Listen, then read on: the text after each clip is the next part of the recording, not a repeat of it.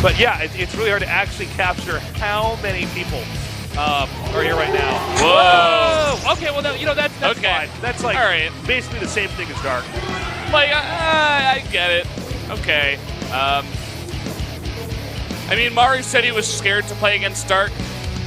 Kind of leads me to believe that, you know, Dark may have been the better pick, but Sue is also a Zerg, so I'm like, okay, I accept this Tasteless. This is okay. Valdez has accepted it. I, too, have accepted it. I think that both Sue and Dark are in some ways interchangeable. I don't know what the defining quality about the two of them that would really make them different. Do you agree? I feel like Dark Maybe right Dark now is is slightly in more better. Conservative? He's in better form right now in terms of like skill level. In terms of play style, I think Sue is a bit more macro, but at certain times he can like randomly throw out a weird all-in, which makes him really hard to read at times. My thought on this is that they feel like Sue can do the job, and they want Dark just in case nobody else can take out SOS, because in my mind, Dark is like the best player in Korea right now. And you want to make sure that you can win on all fronts. So like, even if Sue loses here, they'll have Dark later to come in. This might be the most important match of tonight. Because if Maru evens this out, then Junior has a definite chance. Oh, yeah. But if Maru loses right here, I don't see them coming back. I think SKT has all the pickings they need to assemble a victory. Yeah, definitely would agree with you there, Tasteless. We got the hot pack here. Maru using these allow the players' hands to stay warm. Obviously, you have to have the blood flowing, the warm hands, if you're going to come out with a win. Anyways, this is game number, what is this, game number 3? 4. Game number 4 here. Hi guys, my name is Tasteless, and this is my job. I'm like literally here casting the entire time. I'm like, what game is this? I wasn't supposed to come into work today. What game am I casting? Is this Star Wars? Okay. I'm at Star Trek. Star Trek, right? Okay, introducing our players. Down here in the bottom right in the orange is Sue. And in the upper left in the green, Maru. It's going to be an interesting one, for sure. I definitely stand by what I said before. Sue coming out here. Think he can get the job done against Maru. Definitely a very nice Zerg map to come out on. And I am favoring Sue here. What about you, Tasteless? Yeah, I'm favoring Sue. But, you know, Maru can definitely take it. I mean, he could definitely do it, man. And I would be thrilled if he did. Yeah, it would make things a lot more interesting in terms of this. It would make our story cooler, yeah. You know? Now, let's also not forget what map this is, okay? You can take gold base right away, and you can even take 2 gold bases right away, especially if you're Zerg. So there's something else to keep in mind there. It may be just the burden of the map for Terran to have to try to put constant pressure on the opposing player. Or otherwise he's going to get too many drones. Yeah, you need to be consistently dropping, maybe even go for some kind of all-in. I've seen Terrans resort to just 2-raxing on this map, 3-rax Reaper. Like, I've seen some crazy stuff. But it seems like Maru is okay to just play standard for now, just going to Reaper expand. Yeah, and I think this is fine. You never know what Sue might do. He's done a lot of weird cheeses on a lot of different maps where it's like you wouldn't necessarily expect it. So this is the safe build, and it still allows him to secure a gold base. I do think it is inevitable, though, that eventually Sue is going to take that second gold base. And that's really the dilemma that Terran has to face, is that because Zerg naturally just expand much quicker than their opponents, that they're going to get that gold base a little bit quicker, and that's a problem. So let's see what exactly Maru has in store for us. We've also seen some players actually stay back. I think it's more losses than wins with this. We try to play a macro game despite the econ deficit. A lot of Protosses do that from what I've seen. They put on a little bit of pressure at first to slow down the Zerg, but then they try to take a faster third and then hold it. And they're like, okay, now I've got 2 gold bases. What are you going to do about that? You know, I'm the Protoss. But I think we saw Dark win a game against Zest in a game like that, where he just got a really nice concave with his lurkers around the bottom of the natural ramp. And I mean, different matchup, but the idea still stands in terms of what you're talking about, trying to just go for that extra third base.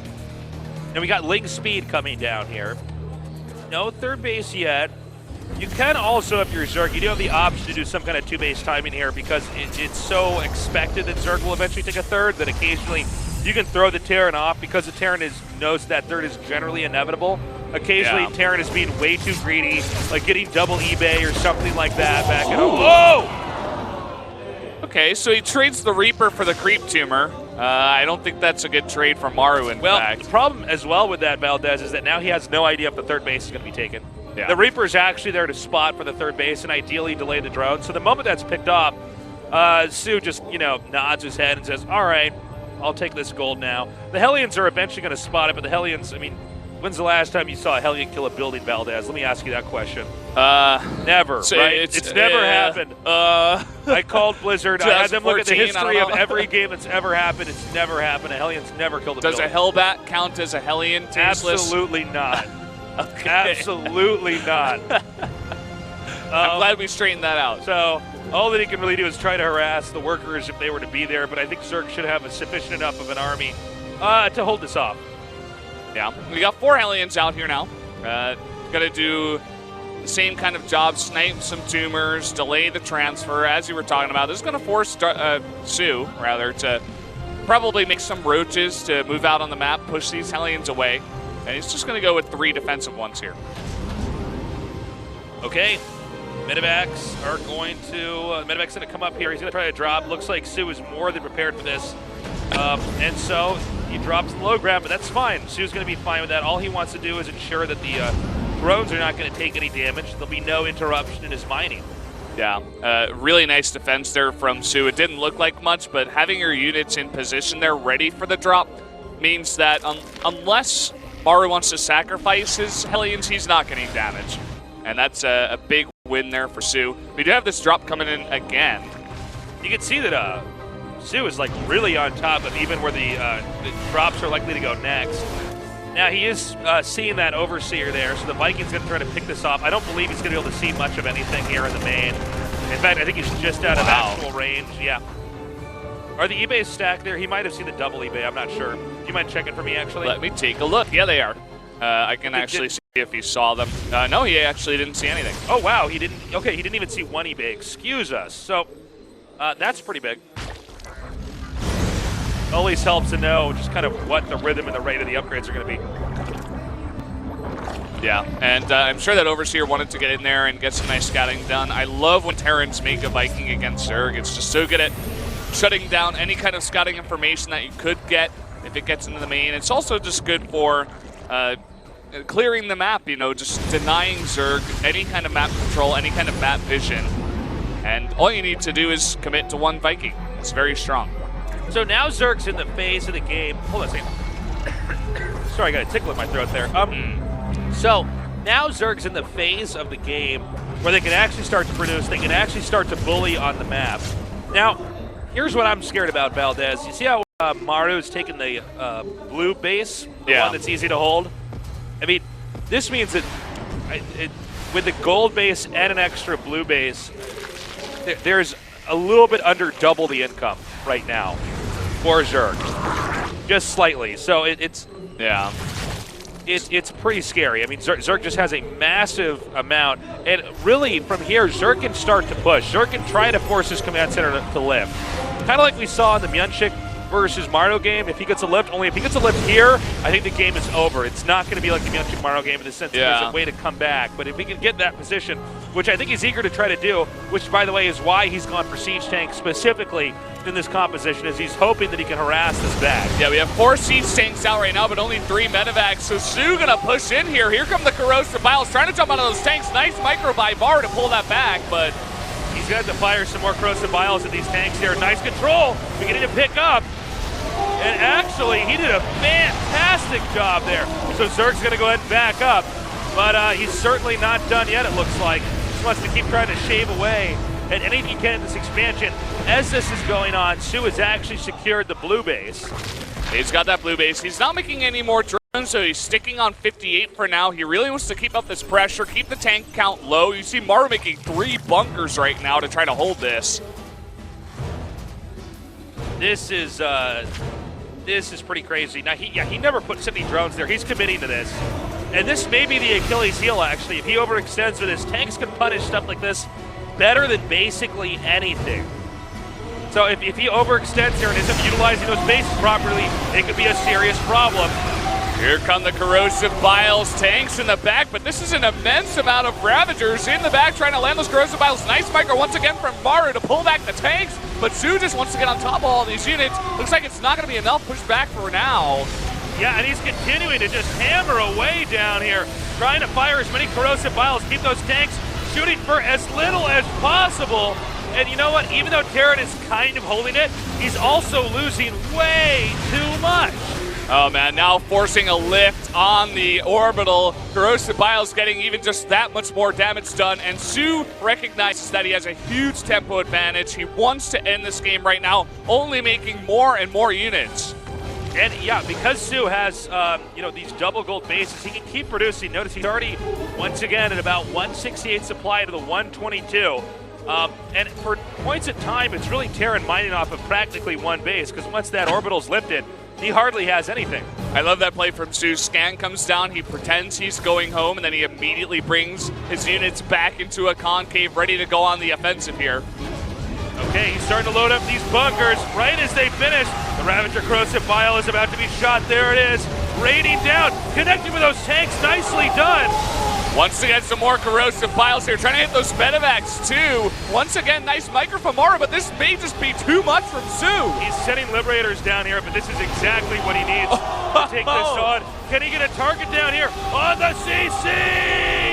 It's getting lower, he's pulling back, SCVs are repairing. Somehow it's still alive, and the tanks are helping out so much. Corrosive Bile after Corrosive Bile, there it goes. Down. That was huge. That may be checkmate right now. I don't know how he can come back. He's going to have to lift the orbital from his main. But with the lost mining, most certainly Su will be maxed out again. Here's that orbital being lifted now. Yeah, look at Su. Scan comes down, this fully saturated blue base, the fourth base.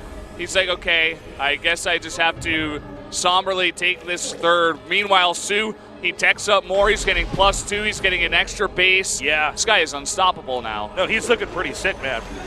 He's landing this down here. By the way, 60 drones to 29 SCVs. In every sense physically possible, Maro's behind economically. And I think all Zerg has to do is hammer away. If this were any other map, this might not be cost effective. It might be wiser for Zerg to stay back, but he can actually cause this game to snowball by just constantly hitting this location over and over. Here comes Su once again. The Corrosive Biles landing on the Liberators, one of Maru's only hopes of staying in this game. And as they rain down, there's only tanks here to defend, and certainly not enough surface area to keep the third base alive. There's not enough units here to keep Maru alive. The SCV's trying to come off. There's one tank left. That's it. GG. Su takes out Maru, giving SK Telecom a 3-1 lead, only one win away from becoming tonight's champion. Su, I said it before, he can get the job done. And Maru's woes against Zerg continue tonight.